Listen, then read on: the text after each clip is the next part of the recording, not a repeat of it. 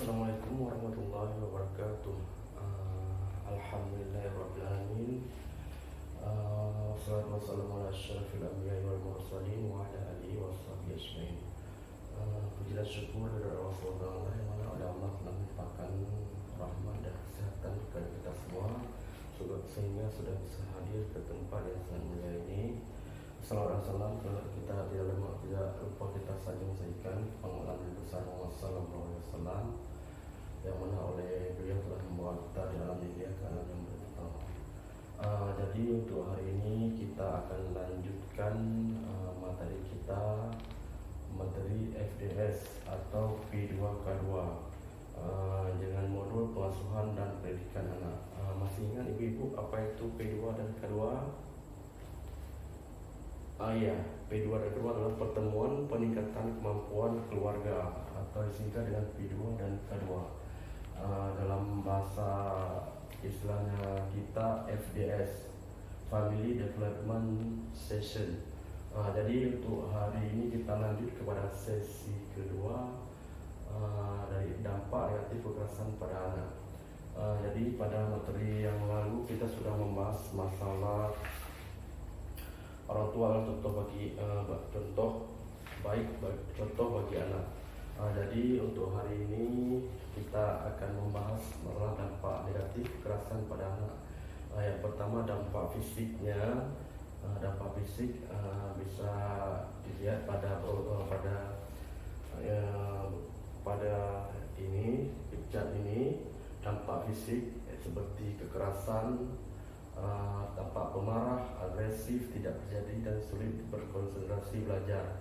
Dampak non fisik seperti ini. Dampak fisik bisa dilihat terjadinya memar di wajah ataupun benjol, ataupun anak-anak bisa jadi kurang percaya diri. Untuk dampak non fisik bisa dilihat dengan pemarah, agresif, tidak terjadi dan sulit berkoordinasi belajar. Jadi hal-hal yang seperti itu sebaiknya jangan sampai terjadi. Apabila kita marah sekali dan tidak bisa terbendung, coba jangan pernah melakukan kekerasan pada anak. Dampaknya sangat fiskal, artinya dampaknya sangat negatif bagi anak-anak. Anak-anak akan menganggap menyakiti orang lain adalah hal yang wajar. Dampak yang pertama, anak-anak akan menganggap menyakiti orang lain adalah hal yang wajar. Dampak yang lainnya, anak-anak menjadi pemarah dan anak-anak tidak percaya diri. Cara yang dapat kita lakukan untuk mengurangi perilaku buruk anak di usia di bawah 2 tahun yaitu membuat lingkungan aman bagi anak. Ini kita sering dilakukan, kita lihat anak-anak lingkungannya pergaulannya yang sangat tidak, bagaimana kita bilang, anak-anak selalu tidak membuat lingkungan anak bergaul dengan anak-anak yang bandel. Jadi yang pertama kita buat cara menguranginya, membuat lingkungan aman bagi anak. Kita buat lingkungannya supaya jangan bergaul terlalu jauh dan terlalu bebas. Yang kedua, membatasi anak menonton TV. Karena kan pengaruh film-film yang ditayangkan di TV itu sangat tidak mendidik. Ada beberapa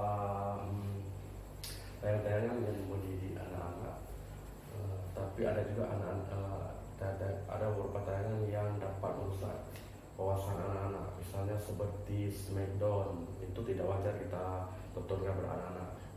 Dia akan berlaku kasar kepada adik-adiknya dan kepada teman-teman yang di bawahnya. Yang ketiga, mengalihkan kasihan anak.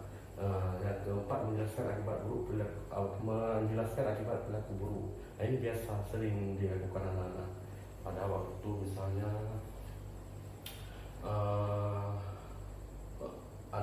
kita mencubitnya, dia akan merasa menyakiti orang lain itu hal yang wajar. Jadi untuk yang ini, cara mengurangi perilaku buruk anak usia 2-8 tahun. Yang pertama, menjelaskan akibat dari perilaku buruk anak. Yang kedua, membuat aturan bersama anak supaya anak-anak bisa membatasi waktu belajar dan bisa membatasi, oh ini waktunya untuk belajar, ini waktunya apabila membuat kesalahan, oh ini sanksinya. Yang ketiga, memberikan waktu untuk menenangkan diri dan berpikir.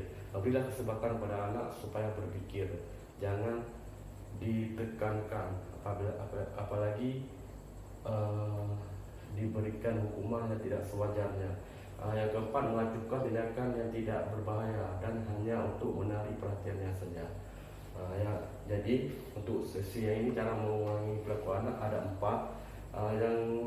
Terus cara mengurangi perilaku anak buruk, cara mengurangi perilaku buruk anak memasuki usia remaja. Ini sering anak remaja biasanya sering bergaul dengan anak-anak yang di atas umurnya, di atas ya rata-rata. Misalnya seperti menjelaskan akibat dari perilaku buruk anak. Ini anak-anak selalu membuat tindakan atau bolos sekolah, sering dijuluki, apalagi pengaruh teman-temannya, dan mengajak teman-teman yang lain. Terus meminta pendapat anak untuk menentukan seperti apa peraturan yang seharusnya disepakati bersama.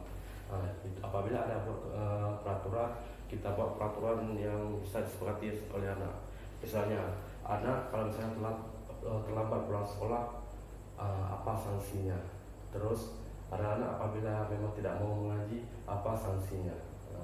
Itu hukumannya yang dibuat, aturan-aturan itu diberikan hukuman yang tidak terlalu berat, tapi bisa membuat dia berubah. Yang ketiga, memberikan kebebasan yang disertai dengan tanggung jawab.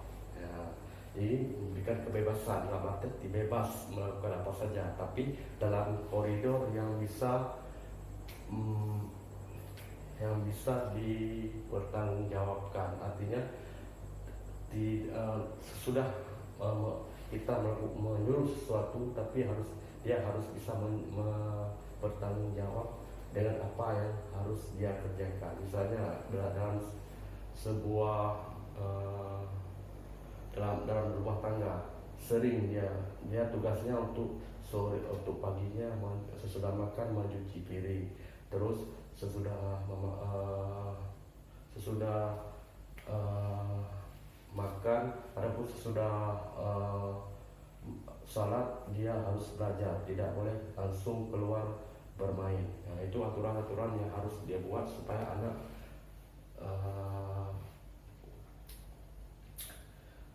anak patuh dan mau melakukan apa yang kewajiban harus dilakukan. Untuk sampai di sini, ibu-ibu, apakah ada ingin ditanyakan mengenai dampak negatif kekerasan pada anak? Silakan, nggak apa-apa. Karena banyak sekali kejadian-kejadian yang terjadi di dalam keluarga yang membuat anak menjadi bumerang bagi anak. Misalnya ayahnya pulang tapi anaknya keluar, tidak mau menyambutnya. Itu sering terjadi.